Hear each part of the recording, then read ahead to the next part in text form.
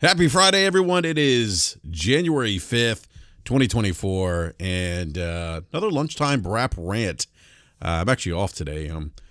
My birthday celebration tends to be about a week-long celebration. I used to be a month-long celebration, but I've been able to narrow down to a week now, which is, I guess, good. When I was much younger, it really was like a month celebration. But welcome, everyone, to the show. Thank you so much for watching us live, and for those who are going to watch the show later on, appreciate the support as always. Big shout out to everyone in the live chat. Please do me a favor, if you could be so kind to retweet the link, let everyone know that we're live. I just dropped the link in the live chat, and if you haven't done so already, please smash that like button. Helps out the channel. If you're new, consider subscribing, hitting the bell notification so you're alerted when we go live. So look, if you haven't heard, Baldur's Gate 3 is my favorite game this generation, this past year, this year to date. I am on my second playthrough right now, and I know that you all are going to get tired at some point of me ranting and raving about Baldur's Gate 3.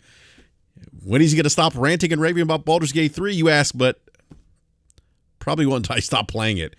Second playthrough, I'm over 330 hours in, and I'm experiencing dialogue cutscenes that I didn't experience in my first playthrough. And so there's different choices that I've made this second playthrough where I'm getting different dialogue, story arcs, and it's awesome. It is awesome. Just I really can't believe how much I missed in the first playthrough. And I know that in just talking to people that have played Baldur's Gate 3, I know that I'm missing some other missions or dialogue branches, story arcs that because of the choices that I made were different than some of the choices that these other individuals made that I've talked to. And so I may go back and do a third playthrough. I'm not sure yet, but it's something I'm thinking about. So, Devil Shooter wants to know, what's the appeal of Baldur's Gate 3? For me, it's a traditional CRPG. This very much reminds me of old BioWare of old. When BioWare's making CRPGs on PC. And it also, look, I grew up playing Dungeons and Dragons. I wasn't a hardcore D&D. I wasn't into D&D like that, like some of my other friends were, but I did play. And so this uses a lot of the rules, the background of Dungeons and Dragons, and executes it very well. It's like Jeff B. Gaming, it's an immersive D&D tabletop game. It's exactly what it is, with great story arc, great character development, great character customization. The game gives the player a lot of player providence without unraveling, without the story just falling apart, which is kind of unusual. Not something that I've really experienced much with games that have these allow this amount of choice. But it's just a great game, and the turn-based combat is really good. And through the second playthrough, because I've become more familiar with some of the builds and some of the different spells and what spells to use and different spell combinations, the combat's much easier than the first playthrough. So I guess I feel like I do like a Baldur's Gate 3 update at the beginning of every show that I do now. So I may do another one. All right, so we're going to talk about AAA video games. We're also going to talk about PlayStation 5. There's still an article by Paul Tassi, and I'm seeing this conversation go around the Twitters right now, whether or not a PS5 Pro, do we need a PS5 Pro? Or, as some people like to say, who asked for this? Who asked for this?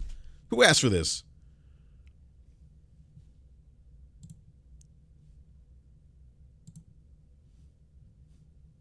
So we're going to talk about that here a little bit.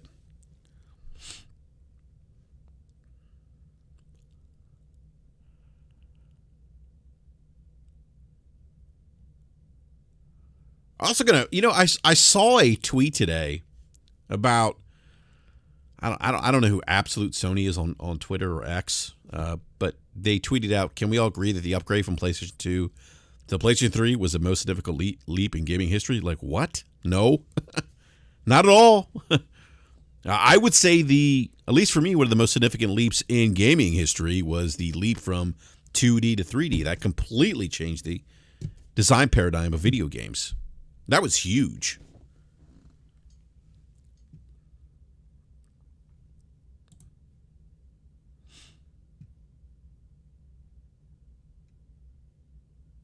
I may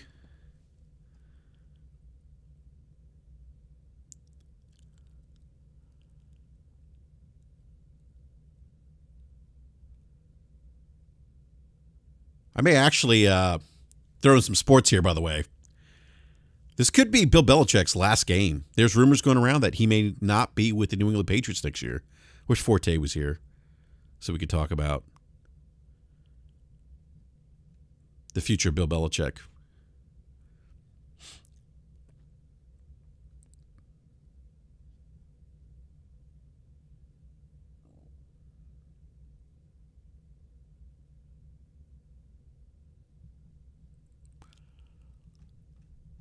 Yeah, that's crazy. I mean, as I was thinking about this, like the idea of Bill Belichick not being in New England is kind of crazy because he's been there for 20-something years.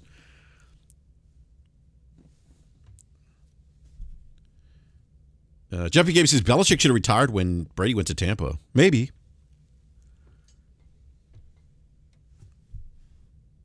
What do I think about Antonio Pierce? It seems like I don't follow the Raiders too much, but it sounds like with some of the stuff that I've read that the players want him to become head coach, the next head coach of the Raiders. I don't think that's going to happen, though. Mark Davis likes to make big-name hires. Well, I think he's going to want to make a big-name hire, I should say. Yeah, the players are Devontae Adams, Max Crosby. They all support Antonio Pierce as the next Raiders head coach.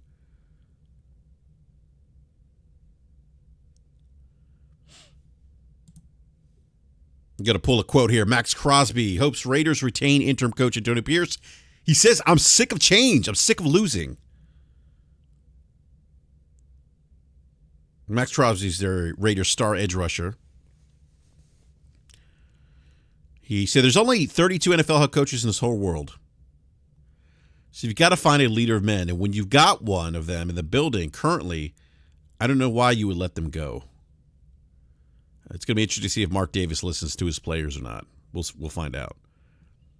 But Antonio Pierce has done a good job of turning around what was a sinking ship, more or less.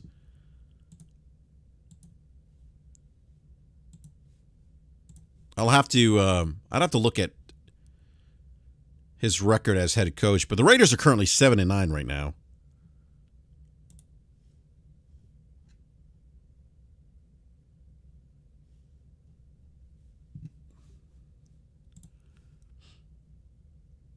Yeah, True King Amy says, "I like what Pierce has done, but a lot of rumors of Harbaugh." Yeah, I mean that's the thing. Like Harbaugh is going to be sought after.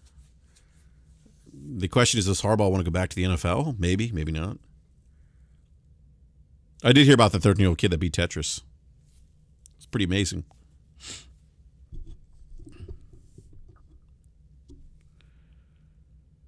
Eric83, who's a Raiders fan. I don't know what gave that away, Eric.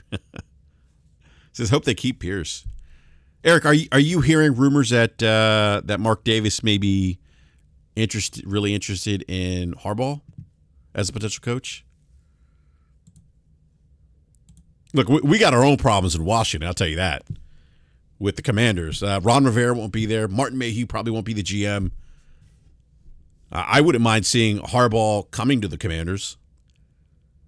I wouldn't mind seeing, one of the maybe the offensive coordinator for Miami maybe being considered. I don't think Eric Bieniemy's a solution.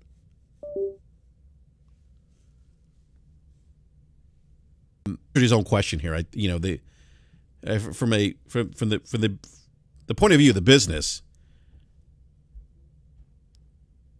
he's kind of answered the question. It's not an odd release because the PS4 Pro did well enough to have greenlit potentially a PS5 Pro.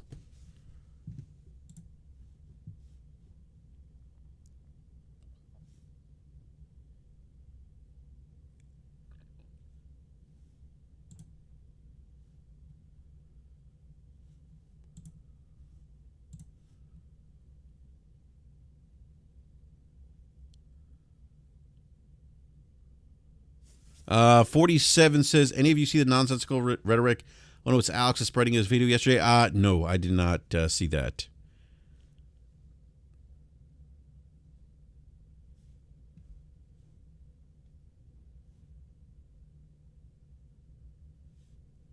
I did not see that.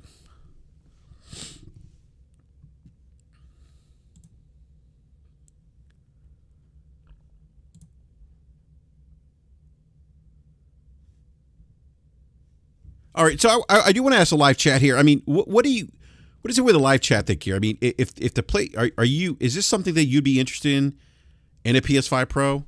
I mean, let's just say that it is, a device that obviously it's going to be the most powerful console on the market. But for you, what does that mean? Does it need to do 60 FPS? What do you expect for that platform to do? What's your expectation? What's going to move you to buy the PlayStation 5 Pro? Assuming it comes out. Be interested to hear this in the live chat. C-Fresh says yes on day one. Michael Meridian says yes for sure. But C-Fresh, is it just the idea of having more powerful hardware? Or do you want to see, are you buying it because the expectation is, okay, I'm going to get games that are going to perform at, let's say at 60 FPS frame rate?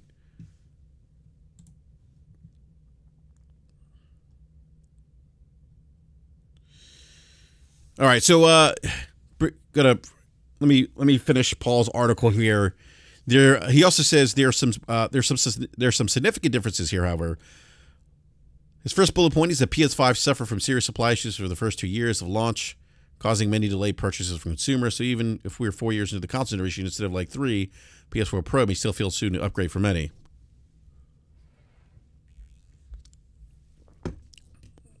Yeah, I mean, then those people don't upgrade. I mean, they don't upgrade then, Paul. They just won't upgrade.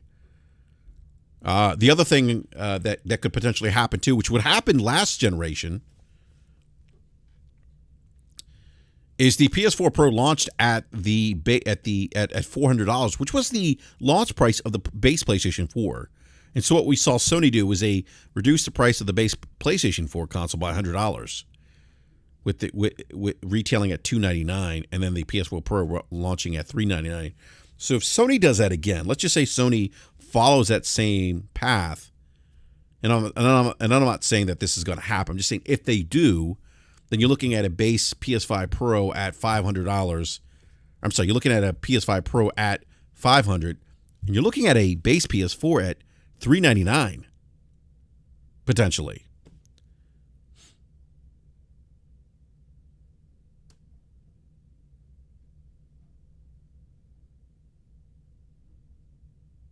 But I don't know. I also have this sinking feeling too. Wouldn't surprise me if Sony looked at launching the PS4 Pro for $550. That could be something they do as well. But that's speculation. All right, but on the other side of the coin, being 4 years into a console generation may make other early adopters feel like they might as well wait for the PS6. Well, we know the leaked documents, and this is the issue I had with this particular bullet point here by Paul, is that we know that the console life cycle, per the leaked documents that came out from the whole Microsoft ABK thing, the roadmap for PlayStation is 8 years for this generation, so 2028 would be when we get the PlayStation 6. So the halfway point, we're essentially at the halfway point. He didn't cite that in this article, which I'm kind of surprised he didn't, because 2008, and even then, if it's say 2007, right? You may say some people aren't going to wait I mean, this is where I think the market dynamics and kind of painting the market in this like broad brushstroke maybe doesn't work here in his article, because obviously there's going to be people that think, okay, you know what, we're not. I'm just going to wait 3 years. Okay, but you're going to have people that, hey, you know what, I want the shiny new toy. I want the hardware that's going to give me the best performance. I mean, you know, again, I'm not saying that C Fresh or Michael are representative of the entire market, but I'm sure there are other C Freshes and Michaels in the market that are going to go out and buy a PlayStation 5 Pro, regardless if the PlayStation 6 is coming out in 3 years. Because in their minds, I'm assuming C Fresh, I don't want to speak for you per se, but I'm assuming that like you and maybe other consumers, they may look at this and say, you know what, hey, I'm going to get 3 years of usage out of this. And I'll get 3 years of high-end, you know, console performance that may be worth it to me. And for others, it's not.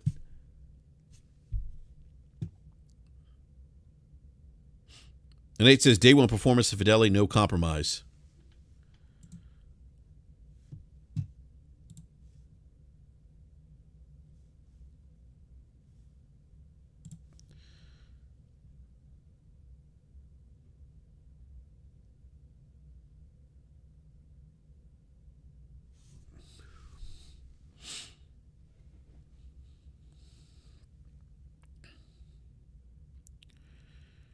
Paul goes on to say, he says, but let's flip side of the coin, being 4 years into the console generation may make early adopters feel like they might as well just wait for the PS6. Okay, that's a fair point, but there are going to be other people that are going to say, yeah, I want to upgrade, especially if the upgrades that the console do not seem especially game-changing. Look, some people are going to look at the specs and see more power. Again, I think it's also going to, the price is going to factor into that. I think that's a fair point. Price is going to, that, you know, the power piece, you know, is it enough to get people to upgrade? That's a fair point. As it's always a big ask to upgrade an entire console if you have one that works perfectly well already. Yeah, that's fair for some people. I think that's the case. But again, I mean, you have a certain segment of the market that wants to upgrade if the option's there for them to do so. Or if you can buy a normal one for much cheaper, then those individuals who are going to buy a normal one for much cheaper aren't the ones that this device is targeted towards.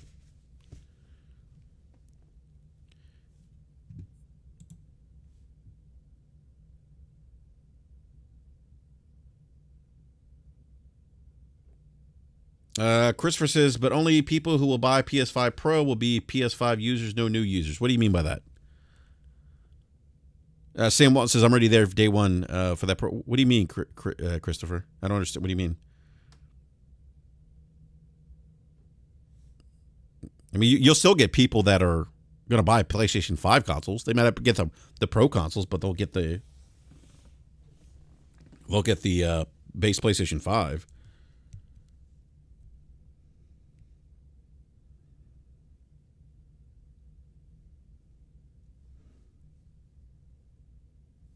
Ladies and gentlemen,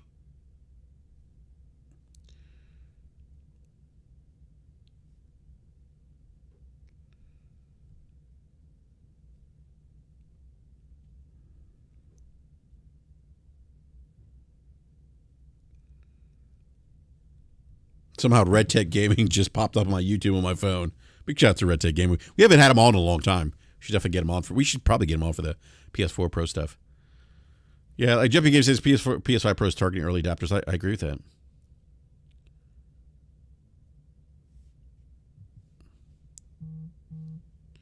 Yeah, that's a fair point, see. It doesn't necessarily have to be game-changing. It just needs to be better.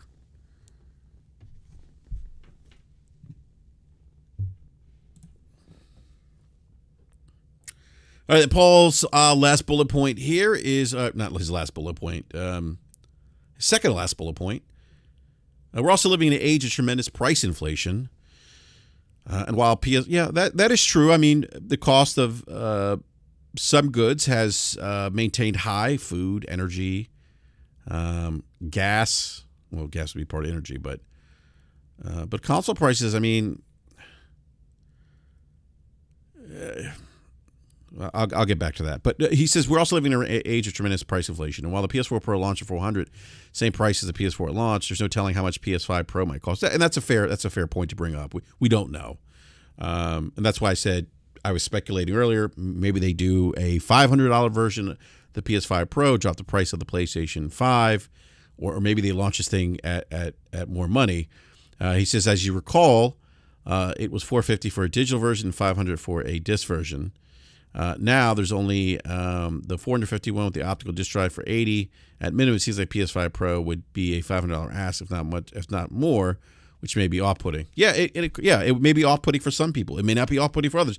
This is what I say. This conversation is a little more nuanced, a little more dynamic than what I think Paul is giving it credit. You know, I think he's kind of looking at it at a high level. But this is definitely much more nuanced than, well, you know, it's gonna be $500. That's a lot to ask for people. Well, yeah, maybe for some people, yeah. Last bullet point, he says, finally, the current PS5 generation has been a bit odd with its exclusives. Many of its biggest games like Horizon Forbidden West, God of War Ragnarok have also launched on PS4, not wanting to leave those 117 million owners behind. We've only gotten a scarce handful of PS5 only large-scale games. The biggest of which being your Spider-Man 2 and the its insta-load screens. And PS5 is looking to have a relatively high light 2024 in the grand scheme of things, minus maybe Final Fantasy VII Rebirth. So there's a few games that may feel like PS5 is going to elevate them in some way, at least currently, as that may change in the future. Well, I don't disagree with the first party stuff looking a little light for 2024, but there are exclusive games coming to the PlayStation 5. Those may not warrant a increase in or may not warrant people to upgrade. But Paul's also leaving out third party content where people could see performance boosts from third party games too. Somebody may want to upgrade their PlayStation 5 Pro to get better, FPS or performance on a third-party game. It could be, maybe it's Baldur's Gate 3. Ah, you like it through that Baldur's Gate. You like that, huh? I think Baldur's Gate 3, I think it has a 60 FPS mode, but it doesn't look as good as the PC version. That should be obvious, but because PC is the best platform. Yeah, Jeffy Gaming says gaming is a luxury hobby. Those who invest in PS5 Pro will have the money to buy. Yeah, that's a fair point. I mean, there was some Circana put out I tweeted this out yesterday. Circana put out a data point back in August of 2023 showing that U.S. households that have an average annual household income of $100,000 a year are driving the majority of hardware sales right now in gaming. And I've always said, gaming, I go back, 40 something years playing video games. Gaming's always been an expensive hobby.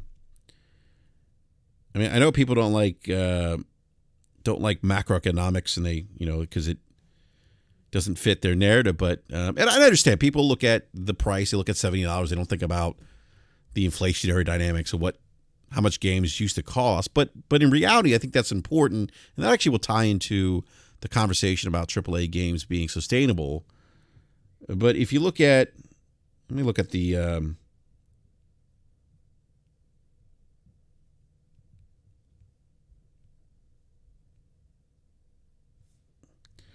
pull up the cost of the Nintendo Entertainment System. All right, the Nintendo Entertainment System launched in 1985 is priced at $150. Came with Super Mario Brothers, Duck Hunt, a light gun accessory for Duck Hunt. All right, so that was.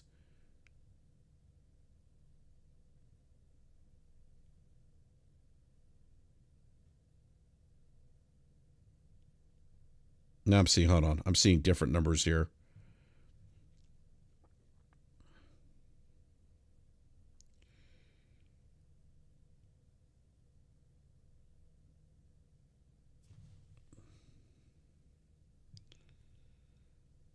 I'm seeing $199, 1985 for the. All right, let's see here. The NES launched let's see, tracking Nintendo home console since the release of the NES in 1985 for illustrates this. Though the NES launched at a totally reasonable $199 that year, $199 was a significant sum of money in the mid '80s. So okay, let's look at 1985. Let's look at $200 in 1985. What is that worth today?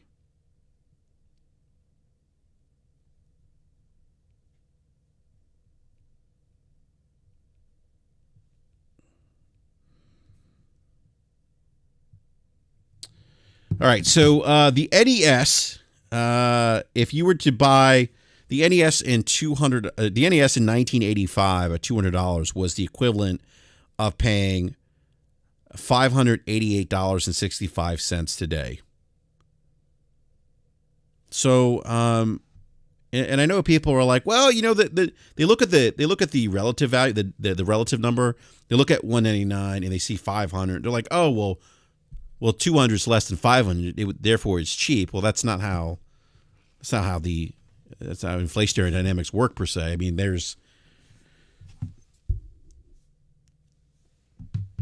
you look at the power of the dollar back in 1985 and what $200 got you.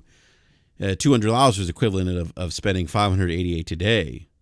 So that's relative. That's something to kind of put things in perspective. So, you know, gaming's always been an expensive hobby. I think we forget that. I think not until the last, I'd probably argue that in the last 20 something years has, you know, gaming kind of opened up, become a little more affordable through having other avenues, other ways for people to play video games. Mobile being an example of that, where people already have mobile devices and they can just download applications or games to their devices and play it that way. Some of them are free to play. Console gaming, you know, the software side of console gaming has evolved too, where people can buy gaming consoles and they can play free to play games. They can buy indie games. They can buy AAA games. They have subscription services now that they can choose to subscribe to. So that wasn't always the case back then. Gaming has opened the doors for consumers of all different socioeconomic classes now. But console gaming as it stands has always been an expensive hobby.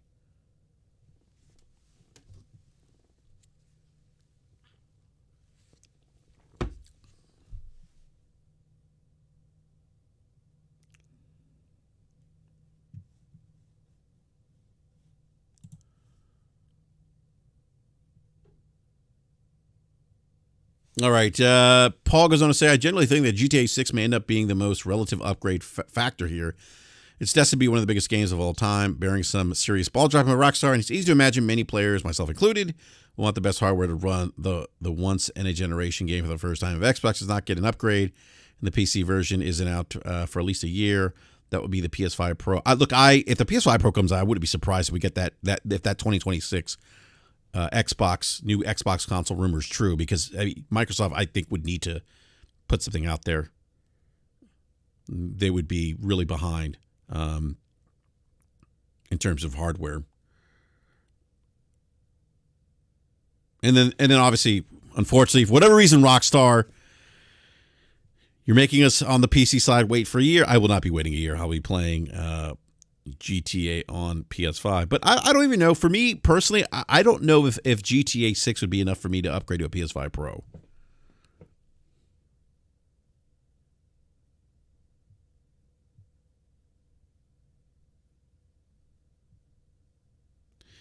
Paul wraps the article. For now, we are waiting for an official announcement, but it's real and it's coming. But Sony may have to justify its existence a bit better this time.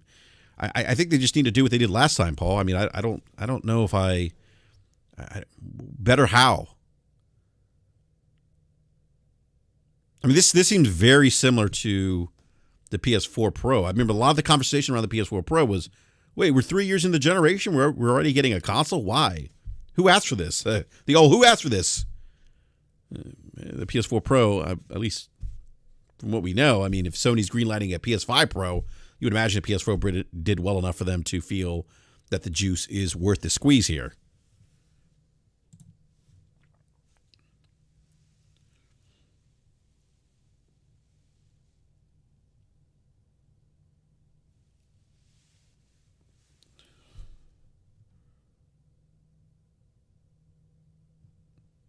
Yeah, Christopher, I'm confused. So you're saying that is why PlayStation Plus is still 45 million users and don't grow? PS4, PS5, PS4 Pro, same people are less buying consoles? I mean, look, I don't disagree with the idea that with consoles you're selling you're not going to get a lot of growth per se because of the what I mentioned, the costs associated with consoles.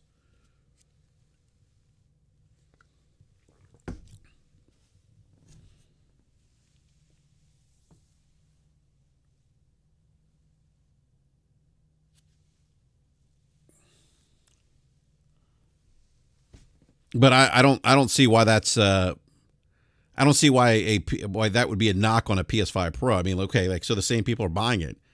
I mean, at the end of the day, Christopher, it's money to Sony. I mean, it's very Apple-esque. They're going to make money off this.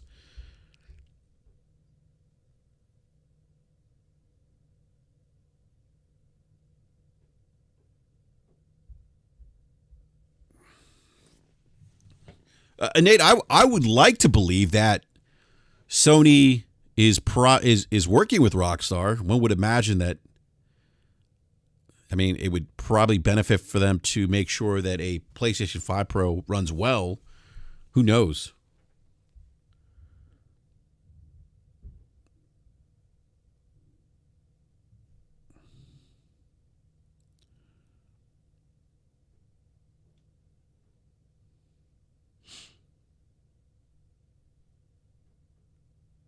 I think with the challenge with the subscription services on consoles is, how do you get the existing install base to want to shell out, whatever it is, $160, $180 a year? They may not see value in that. Yeah, we know that subscriptions, console game subscriptions have stalled.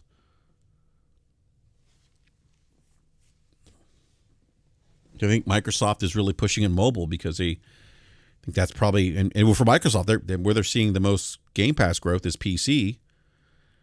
But we don't even know what the Game Pass numbers are now. I mean, maybe 30 million.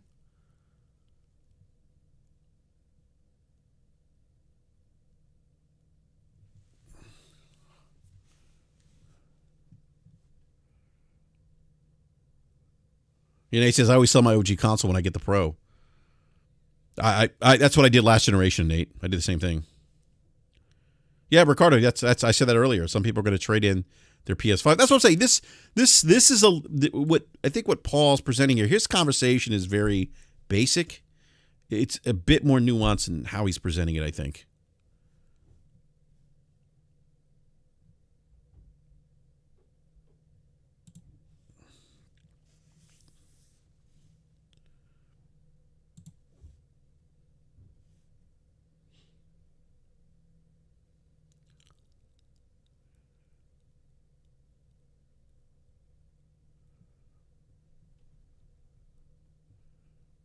People still prefer buying games. Game purchases are still dominant according to Benji sales. Yeah, I mean Jeff, that's what the data's been showing us. Everything from Circana, I forget what the UK one is, but that's what people prefer to buy games still.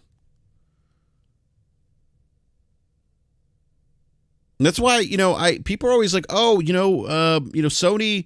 Sony is in the old model. That model doesn't work. The Microsoft has the future, and that's the way the future is going to be. And I'm like, well, wait a minute. I mean, look, I like what Microsoft's doing. I think it's good for them because they needed to figure out how to make the business work for them. But if it was in fact the future and there was this seismic shift, and there could be, maybe there is, a couple years down the road, I think you'd see the industry completely pivot, but no one's doing that right now. No one's doing that right now. No one's doing the AAA games day and date in a subscription model. I mean, Microsoft could do it because they can afford to adopt a loss leader strategy. And that's another conversation. But but they can do that.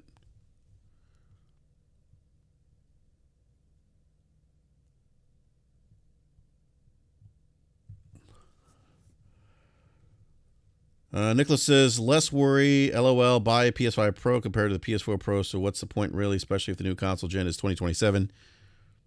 Less will buy a PS5 Pro compared to PS4 Pro. I mean, that is that we don't know, Nicholas. I mean, maybe not. We know the leaked documents that this console generation, at least for Sony, is supposed to go through 2028. So if it comes out in 2024, that'd be the halfway point.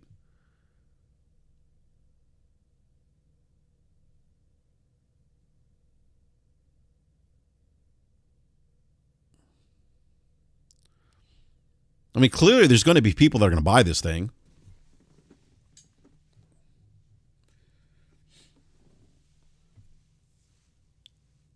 Mr. Grimm says, for a lot of people, game subs just isn't worth it. You can only play one game at a time, and most people only get the big AAA games for that year anyways. Plus, people only have so many hours to play. It's interesting, Mr. Grimm. Strauss Zelnick, who's the CEO of Take-Two Interactive, he's talked about this.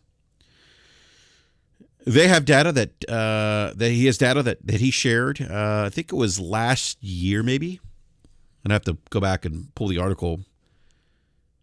He says on average, gamers play about 3 to 5 games a year and spend about 35 to 45 hours in those games.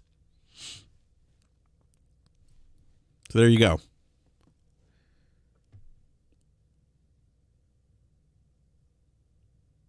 It's not for, I mean, not everyone's going to utilize the subscription services in a way that where they're getting a lot of ROI out of it. Some people will.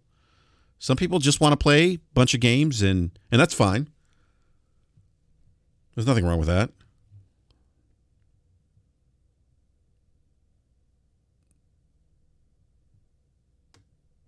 Some people will binge games. They'll try a bunch of different games. They'll maybe not finish them to completion, but they like the idea of having access to a library.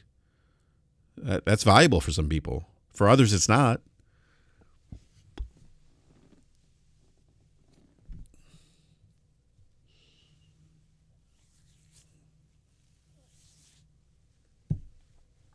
All right, I want to talk about AAA games. Are AAA games, video games, sustainable? Again, talked a little bit about this earlier in the week. I'm seeing more of this conversation as a result of the ransomware attack and the release of the stolen information from Insomniac. Nate says some people don't know what they like, but we're past that point, BRAP. We don't got time to waste trying to play everything. We got to play the best of. Yeah, I mean that's how I look at it, Nate. Like my time is valuable, and so I want to make sure that whatever game I'm playing, and this is, as much as people poo-poo reviews. I mean, I'm interested in Wukong, and I'm interested in Rise of the Ronin, but I'm going to look at the reviews for those games. And it's going to be the ultimate deciding factor for me. I don't want to waste my time. I mean, why? People, I mean, I think reviews have value, but this idea, no one's going to tell me what to like. Well, I mean, I think making an informed purchasing decision isn't someone telling you what you should like. I think it's trying to figure out, hey, is this game worth my time? If I'm on the fence about it, I want to see what the consensus is on this game, and then make an informed decision.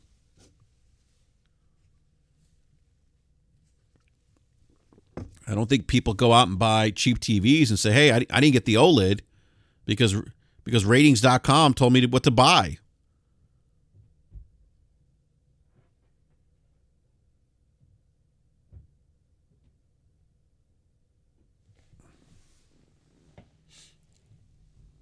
Again, if to each his own, but that's how I look at reviews. I think there's some value in reviews.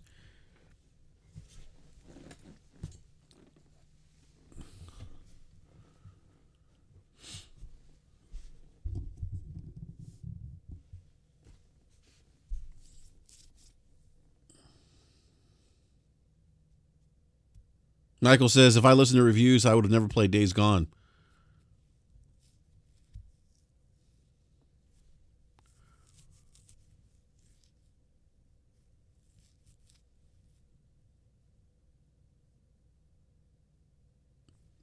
Yeah, and again, I'm not saying that it's as much listening as much as it's getting an idea of what you could expect playing the game.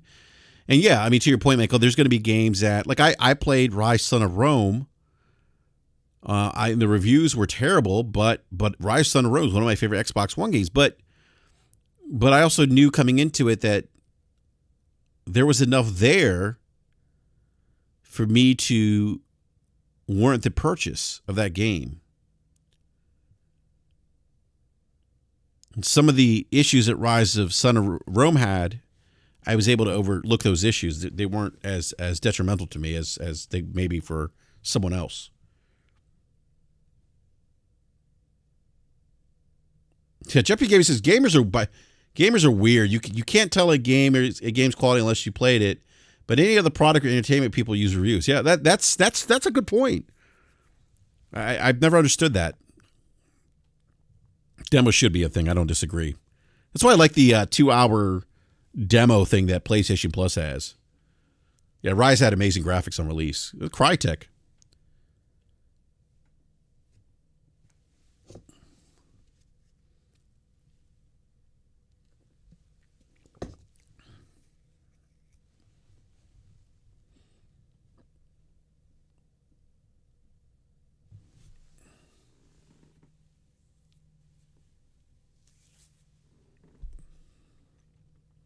Rise still looks good. Is Rise on PC? I need to look this up.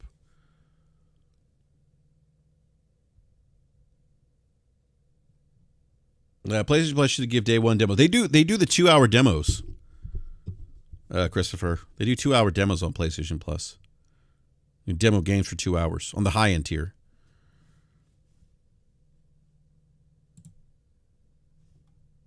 All right, so I'm going to go back to, again, a lot of conversation around AAA games. Are they viable? Are they not?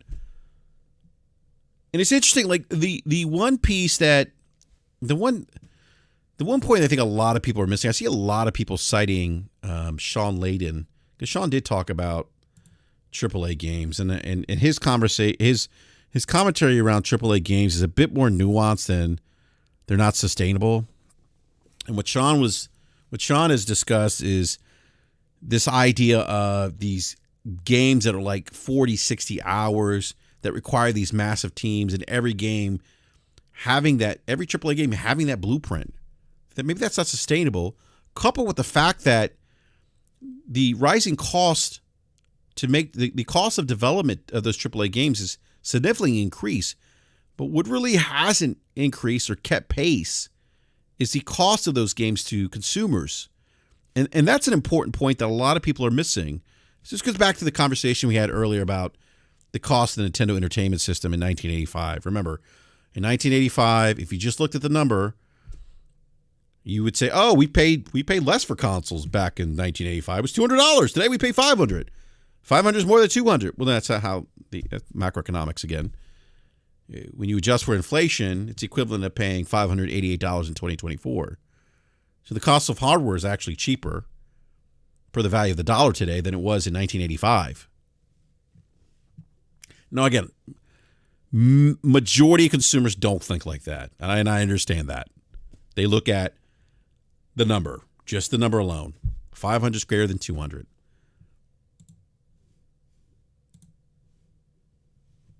T-Rock says, "Do we need a PS5 Pro?" Yes. What's up, T-Rock? I don't think he's in the live chat, but he just posted something on Twitter. I got to get back on Fortnite with T-Rock.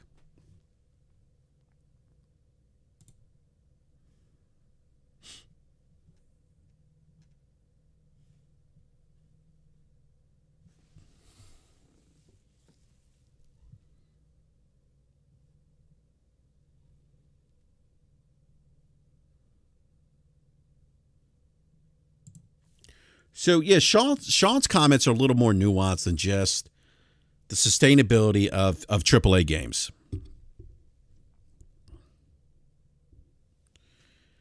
And I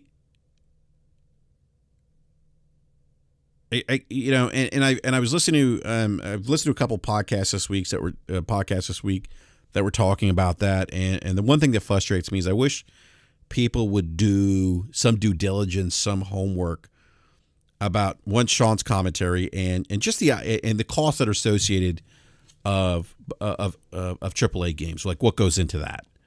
And the biggest cost is labor. If you think about the cost of labor over 5 years, the cost of contractors, with contractors, you're always paying more than labor, typically, because they typically don't get benefits. So when you're a contractor, how it usually works, and not all the time. Hey, Ice Queen Gaming, not all the time. At times you will, as a contractor, sometimes you do get benefits. Whatever company you're contracting for, they'll give you benefits, but they're not really good. You don't get PTO usually.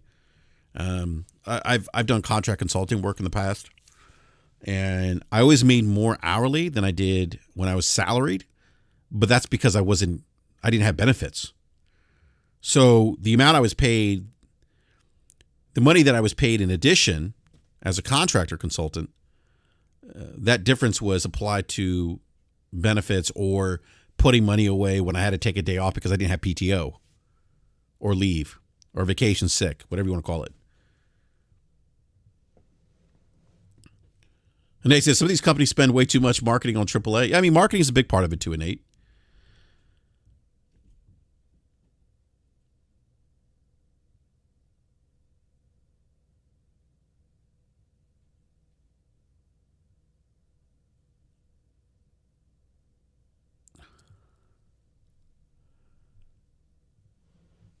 But again, the point is that this argument's a little more nuanced than I think people give credit to.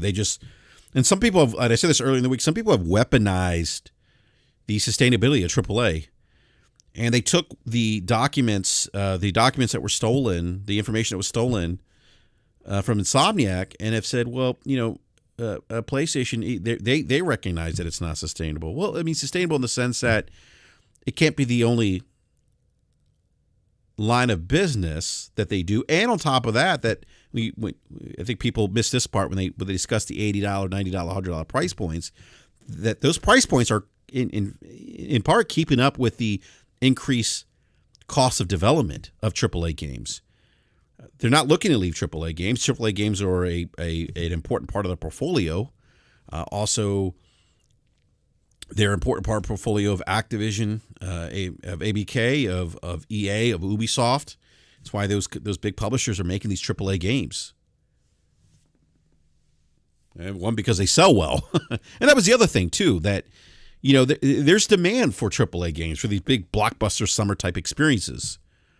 If they weren't, we wouldn't have these big publishers making these games. Now, obviously, there's high risk, high reward, but again, we wouldn't have developers making these types of games if there wasn't an appetite for big AAA games. And you look at the sales numbers, people are consuming these games. One podcast I was listening to today or the other day said that, majority of the gamers are playing things like Fortnite and Warzone. I'm like, yes, I mean, but that's just a different market segmentation. And that is, again, this conversation is, I think, more nuanced than what people give it credit. And while you have people playing Fortnite, and a lot of people are playing Fortnite, I'm not going to discount that, but it's also a different consumer group. But there is a mass consumer group out there who wants AAA experiences. It's why the Call of Duty so well. It's why the Madden so well. It's why Spider-Man 2 has sold well. It's why God of War Ragnarok has sold well. They want quality AAA experiences. It's why Red Dead Redemption 2 sold well.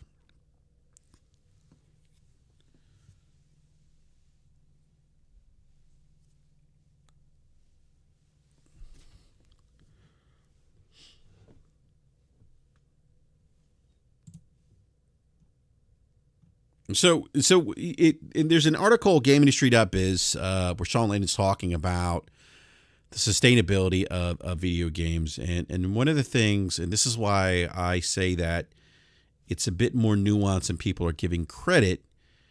He's saying that in part the cost of developing AAA games and the production time of taking up to 5 years from start to finish, in part is because as he says, it's and I quote, it's hard for every adventure game to shoot for 50 to 60 hours an 60-hour to gameplay milestone because that's going to be so much more expensive to achieve. So again, the longer the game, the more costs associated with develop that game, the more time that you spend playing that game, and the longer the time, the longer the development tail for that particular project or software or game, I should say, the more expensive it's going to be.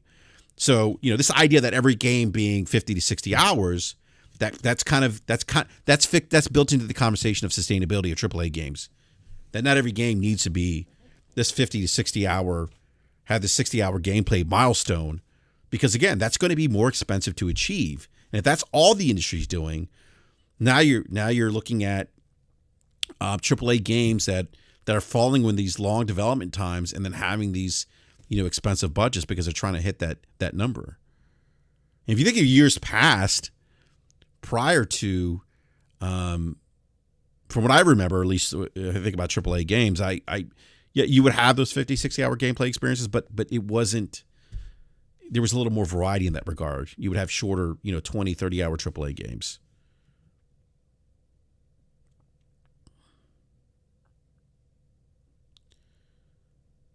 And Sean says, look, in the end, you may close some interesting creators and their stories out of the market if that's the kind of threshold they have to meet. I don't disagree with him on that. We have to reevaluate that. I do not disagree with that.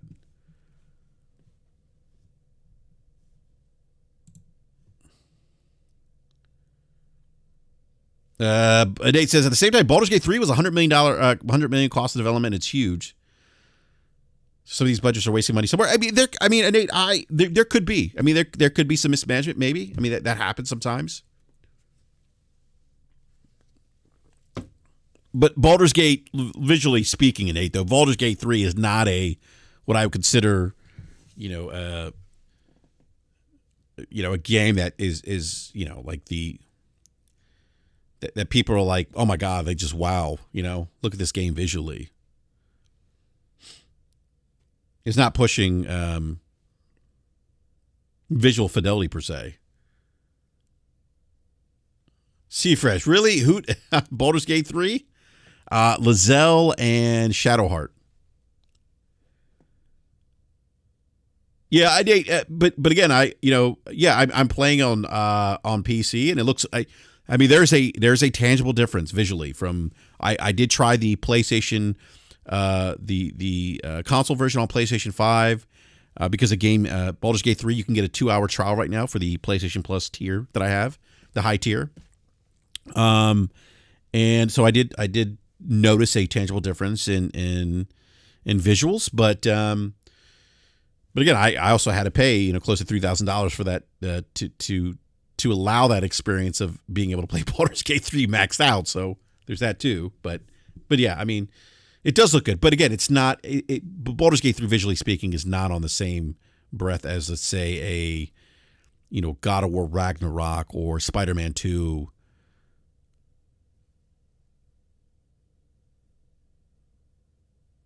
Yeah, the marketing, $250 million marketing is insane for Halo Infinite. Yeah, I don't disagree. Those marketing budgets are really big in some instances.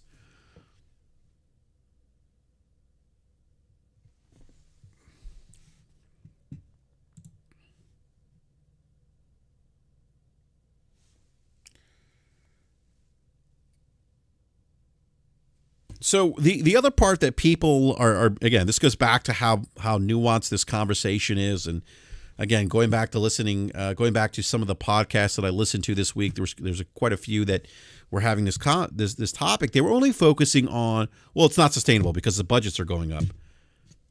Well, that yes, in part that's true, but here's the dynamic here, right? With why it may not be sustainable, and it hasn't been for quite some time. When we see the introduction of, and you go back 20 years, you see the introduction of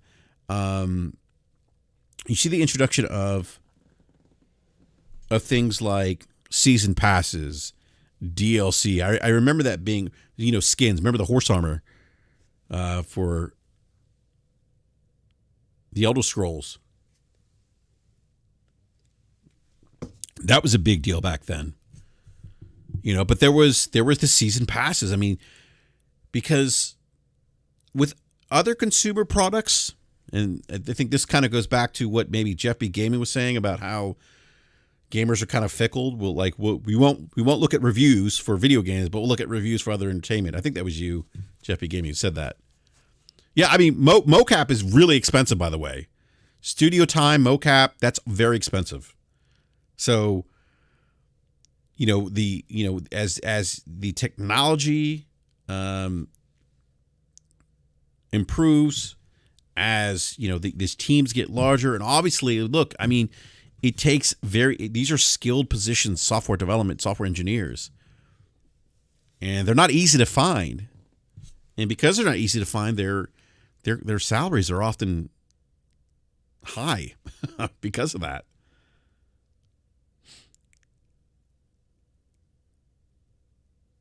But so you go back 20 years, and so we get season passes, DLC, things like that to generate more revenue, right? To help with the cost of developing AAA games. Okay. So this is the piece that I think people are missing when they say, oh, well, they only look at the size of the budgets, the cost to make AAA games. This is a great quote here by Sean Layden as he talks about, and he actually says this, the most important reason why the AAA model is unsustainable, and I'll get to that in just a sec. But again, think about, I always like to think about other consumer products, right? Where if the cost of other consumer products go up, those costs are typically paid to the consumer. All right. So let's if you kind of do the math, and I go back and I do the math of, and I use that particular data point, 1985, of the cost of the NES, the cost of Nintendo Entertainment System being $200, being equivalent to paying $588 today for a console. And so that's $88 more than the Xbox Series X and a PlayStation 5. Okay.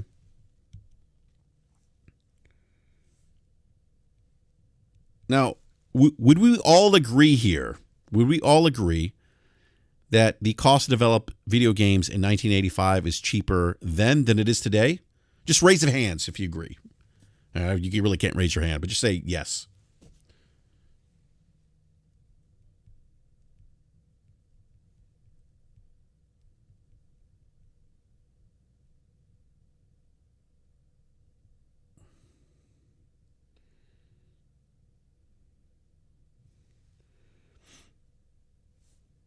All right, I'm looking this up here. I thought I had this up here. Thought I had this. Give me a second here.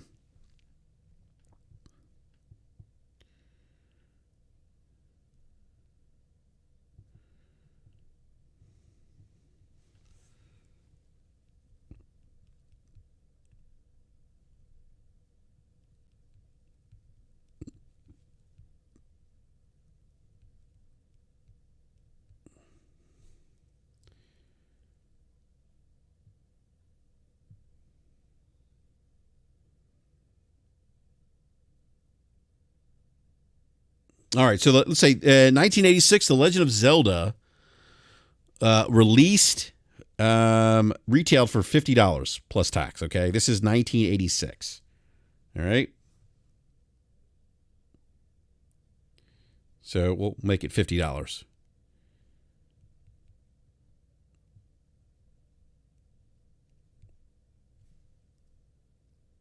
So in 1986, the cost of Legend of Zelda will be equivalent to paying $144.48 today in 2024. So the value of $50 in 1986 is equivalent to $144.48. Okay. So here's, I think this is important to, and Game Industry Biz has a great article on this, by the way. They talk about kind of when you do the math backwards, and I don't know why people want to argue math, by the way, but people have argued math, have argued macroeconomics, but have argued math, which is odd. But the game industry biz has a great. If you do a quick Google search on are video games more expensive, GameIndustry.biz, you should be able to pull up that article. But they do a great. It's a great read. Gives you kind of insight and graphs on, the cost of game development versus the cost of video games. So I'm going to go back to Sean Layden's quotes here. This is another important quote. Sean's talking about, video games. It's also perhaps really evaluating what we continue to put into games, at what cost can continue to create these games. Sean Layden also, he went on to say, the single most important reason why the AAA model is unsustainable is not escalating costs or team size. He's talking about escalating development costs or team sizes. Okay, I'm going to read this again. The simple most important reason why the AAA model is unsustainable is not escalating costs or team sizes, though. Rather, it's one of the weird freaks of nature. In my 25 years, in Layden's 25-year career in the gaming business, no matter how big the games get, the basic price has always stayed the same. The audience is very sensitive to the idea of it ever being higher. Sean says it's been $59.99. Again, this article is this is before the price increased to $70. It's been $59.99, $59.99 or $60 since I started in this business, but the cost of games have gone up 10 times. If you don't have elasticity on the price point, but you have huge volatility, I can't even pronounce that. Volatility on the cost line, the model becomes more difficult. I think this generation is going to come to see those two imperatives collide. So again, this is why I say this conversation is more nuanced, and a lot of people they've only been saying, well, Sean Layden said it's not sustainable. Well, he's not saying that it's not sustainable because of the increased budgets of AAA games and the size of the teams that make these games. He's not saying that's the only reason. There's a dynamic here where he says, again, I'm going to say this. I'm going to just restate this quote. The single most important reason why the AAA model is unsustainable is not escalating costs or team sizes. Rather, it's one of the weird freaks of nature in the game business. No matter how big the games get, the basic price has always stayed the same. The basic price meaning the price that consumers pay for AAA video games. And the audience is very sensitive to the idea of it being even higher. We saw that when EA,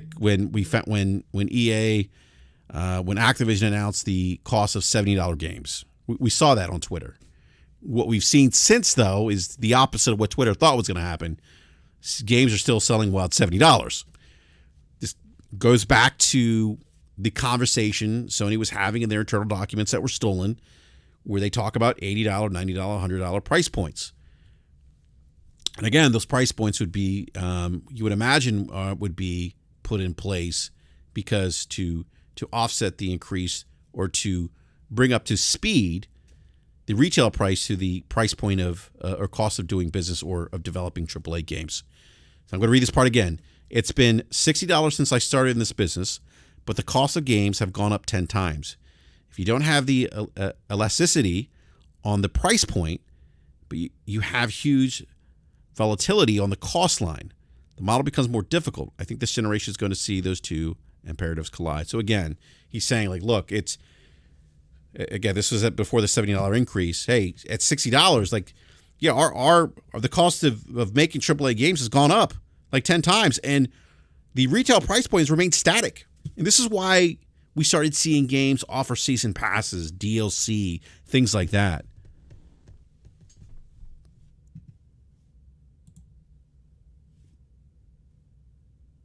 Now, again, I don't want to pay $90 or $100 for games. But I beg the question, that could be a reality at some point for many of us if we want those types of experiences. Mr. Grimm says a lot of people don't realize games have been $50 or $60 for the longest time. If games follow the rate of inflation, it would cost hundreds of dollars per copy. That's actually a great point, Mr. Grimm. And that's why I'm going to try to pull this Game Industry Biz article. I'm going to give you a second here.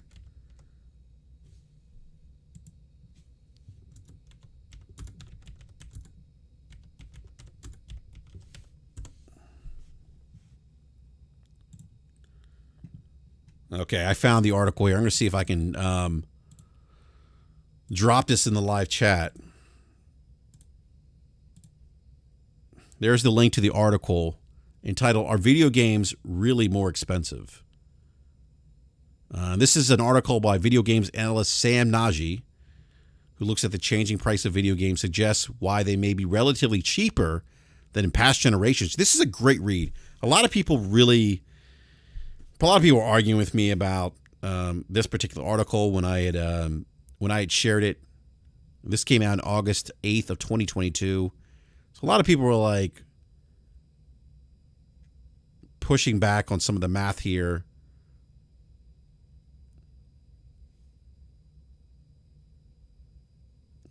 I read a quote here on the article. Even the $70 games that released back in 2020 would today be priced at $80 if game prices were kept at a constant pace with inflation. That is a 14% increase. So you're having these inflationary dynamics that are impacting the cost of video game development. Labor costs being one of them, being a big one. And so, but then you're seeing that the games are staying at $70 while everything else is increasing in price.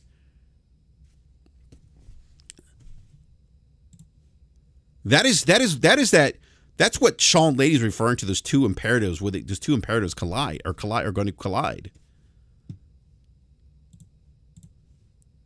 So this is just something I don't see a lot of people thinking about the gaming business or the cost of AAA games, develop AAA games like this. But I think it's very important to understand this and how this impacts the pricing of video games and why you would have someone like Sony. And if Sony's having this conversation, by the way, bet your bottom dollar that EA, Activision, or Ubisoft, some of the bigger publishers, Microsoft, are having the same internal conversations as well. Hey, wait, because the cost of development for them is expensive too for AAA games.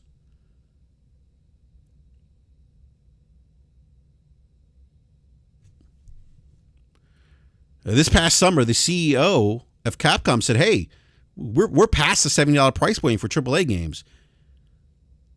We're past that. The game should be more now. And I'm paraphrasing. That's basically what he said. This is the CEO of Capcom.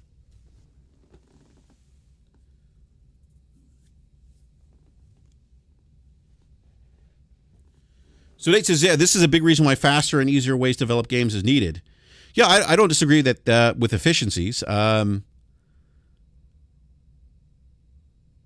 And I think that's to Sean's point, like not making every AAA game a 50 to 60 hour experience.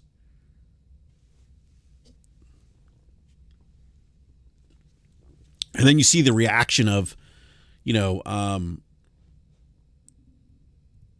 Michael says, I think next year games will be $80. I mean, look, I think at some point gamers, this may not be a popular opinion, but I think gamers at some point are going to have to put their money where their mouth is if they want AAA games. I mean, we do this with other consumer products.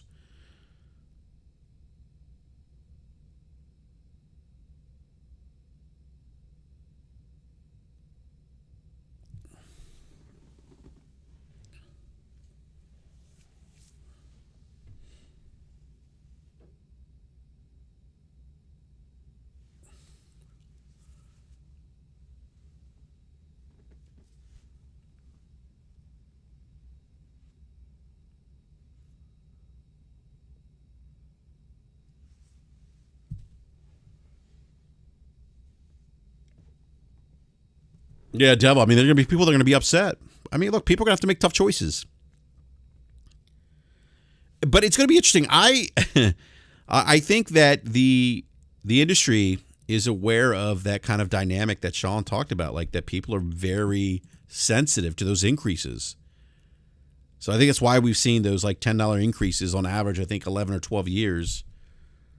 And why we haven't seen, significant increases.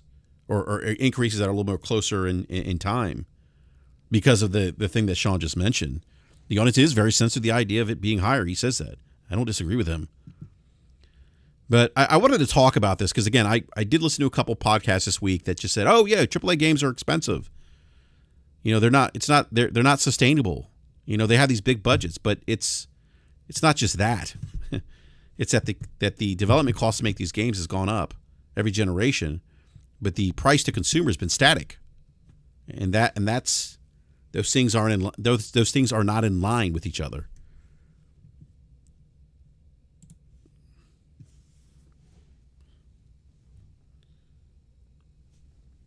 Look, and I always say this.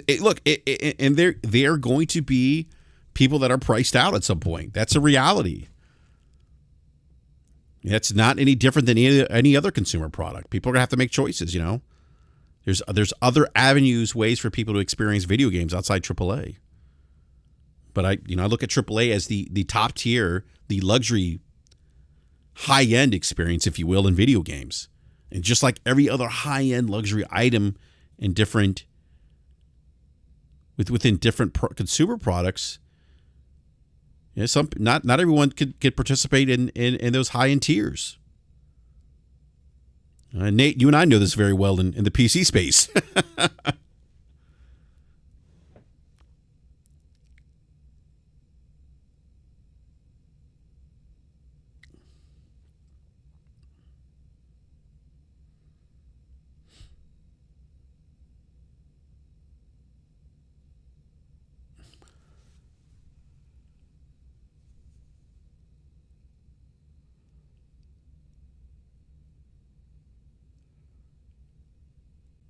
But the other, I had this discussion with Logic this morning. The other issue that I have, him and I both agree on when people discuss, AAA games not being sustainable. It's like, well, what does that mean? Does that mean like we're going to have a collapse in the gaming industry? Or is the industry going to collapse the way it did in 1983? No, that's not what that means.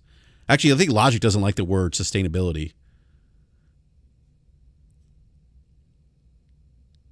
But I really, I think it's important to add some additional context to, and that was really the goal of this particular show today, was really to add additional context to what Sean Layden said. Because, again, a lot of what I was hearing was, even Sean Layden said it's not sustainable.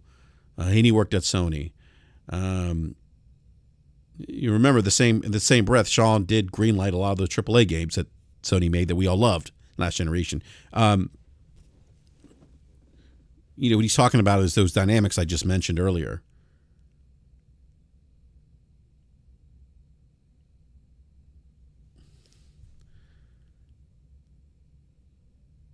And Nate says, yeah, man, I'm just, trust me, having a 4090 is not something I thought I'd ever have, so I'm grateful every day. Yeah. Look, man, look.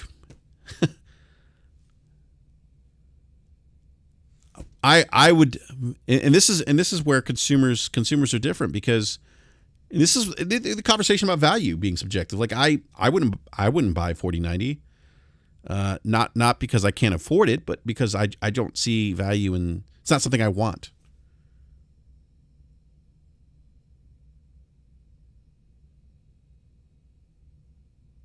Oh man, it's worth $3,000. Woo! So wait, are you saying you paid $1,600 for the 4090? It's now $3,000. So you could sell it in the market for $3,000? That's insane. GPUs having it appreciating like that. It's like real estate.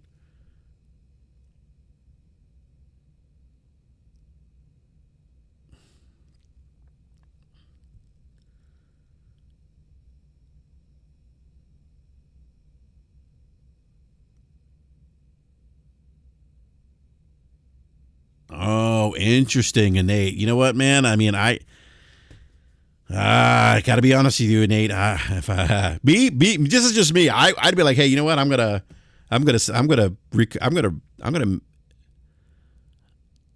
make some money off this purchase. That's how I would look at it. That's just me, though. Capone, you got a 4080 for $1,000? That's awesome. Where did you get that deal? Man, I mean, it sounds like I've been sleeping on deals.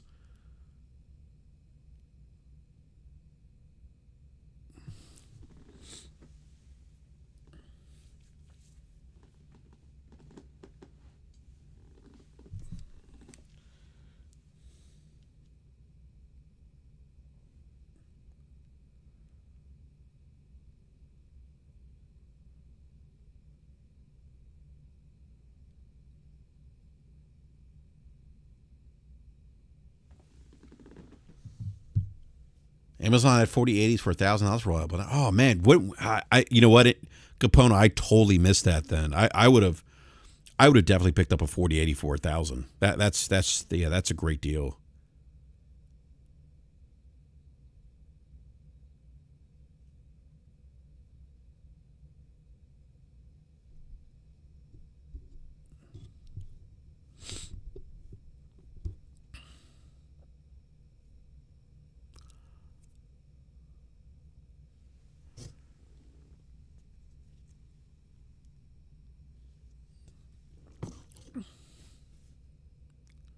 Bender Sugar says, I'm absolutely in favor of smaller games, though. Give me more games like Sifu or Can I Bridge of Spirits.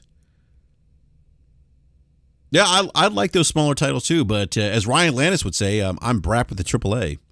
I do like my AAA experiences.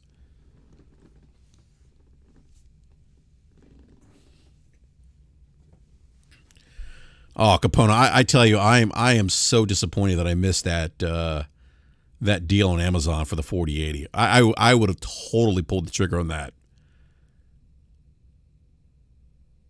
Yeah, Nate, is it January 8th that they're having, NVIDIA's having the, I know they teased something. They are about to drop the super GPUs. I don't know if the current case I have, though, is big enough for a 4080, though. And I have to check my power supply. I don't know if my power supply is enough. I have a 3070 right now.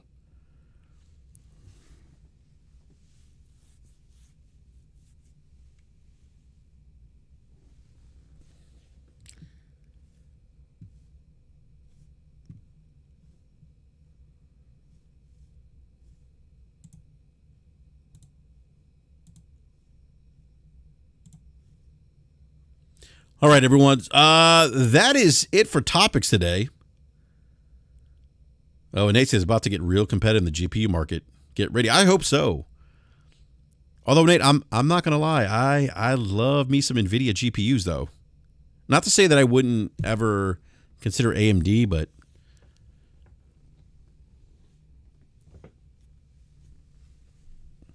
oh, 4080 uses the same cooler as the 4090, so it's big.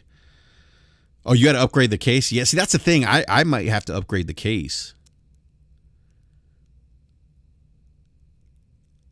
Did you have to upgrade? You didn't have to upgrade your motherboard, did you? Yeah, Nate, I'm gonna have to Capone, Nate. I'm gonna have to talk to you guys offline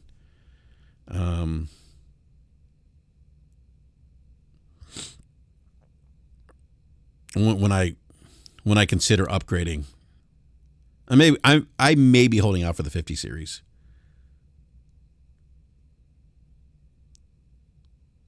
Foggy T Rice says hopefully future gens can get the power usage down. Yeah, fingers crossed, right? Oh, you use the same motherboard, Capono. Okay. Yeah, we'll have to talk offline then, Capono, in an 8. I've been tempted to pull the trigger on the 40 series card, but I don't know. I think at this point I might wait for the 50 series, but we'll see. Who knows?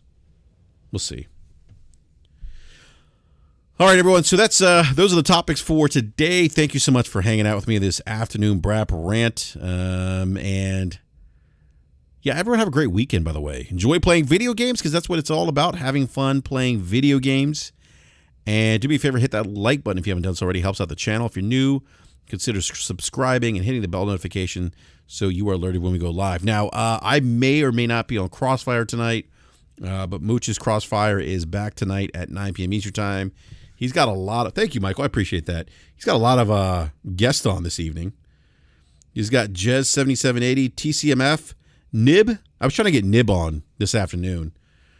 No, I might not be on there, Foggy T. Right. I'm supposed to go out to celebrate my birthday.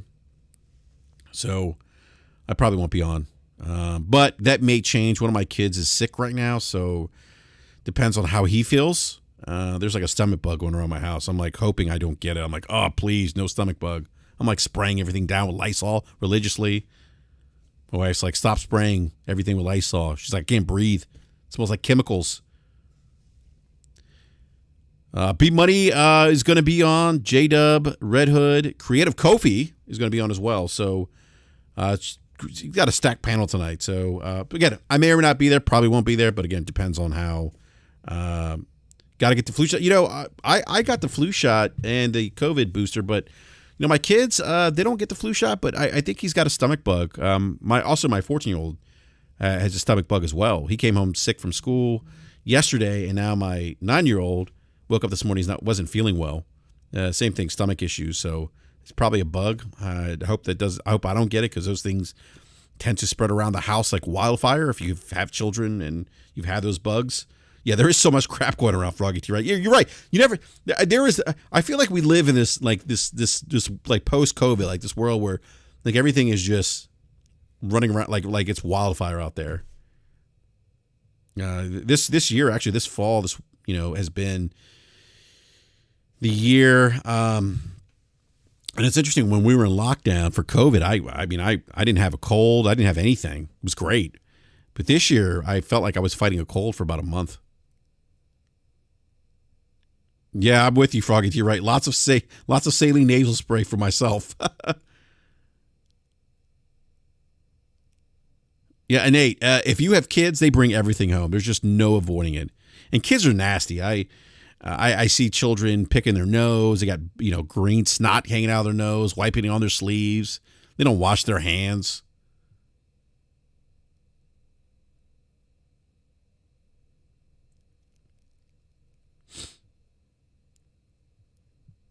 Yeah, it's bad. When you have kids, they bring everything back. And they get these nasty colds, too. They bring COVID back. Sounds like there's a new COVID variant out there. That's they're seeing an increase in COVID. But hospitalization and deaths have not increased with the increase of COVID infections, which is good. It's a good thing.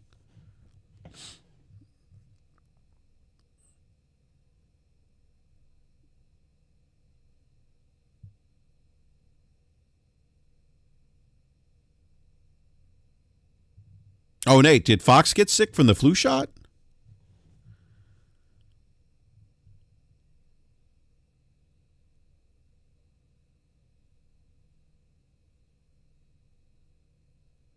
And the flu shot doesn't always work either. It's like a guessing game. Oh, Capone says, when I had COVID, I was on the couch for 3 days.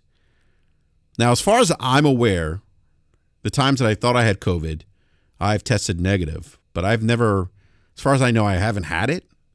Maybe I've had and mistaken it for a cold. My wife and 3 of our kids did get COVID. It's going to be back in 2022. And we were all like kind of quarantining, and then my 9-year-old was sleeping in the room with me, and then he got it, and I was surprised I didn't get it because he was sleeping next to me.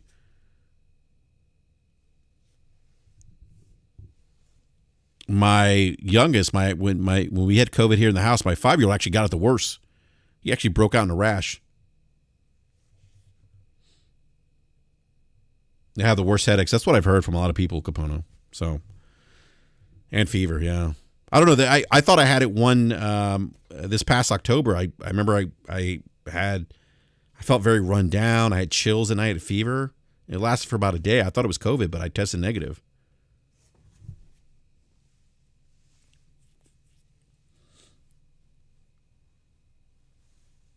But I did get my booster. I don't want to get sick. So, all right, everyone. Thank you again for watching today's BRAP rant. Really appreciate it. Everyone, have a great weekend, by the way. Have fun playing video games. Doesn't matter what platform you're gaming on. Just have fun playing video games. That's what it's all about. Just having fun. And thank you, Froggy T. Right. And so, again, may or may not be on Crossfire tonight, but that is live on Mooch's channel at 9 p.m. Eastern Time. So, like Nate says, absolutely gaming, baby. Yes. Yes. So, everyone, have a great weekend. I may do another BRAP rant maybe this weekend, but if I don't, we will be back on next Wednesday at 9 p.m. Eastern Time. That is January the 10th. We will be back for our regular evening show at 9 p.m. Eastern Time. So thank you, everyone, for the support. I appreciate it. Please smash that like button. Hit the bell notifications so you're alerted when we go live. And if you haven't done so, subscribe. Thank you, everyone. Have a great weekend. We'll catch you next time.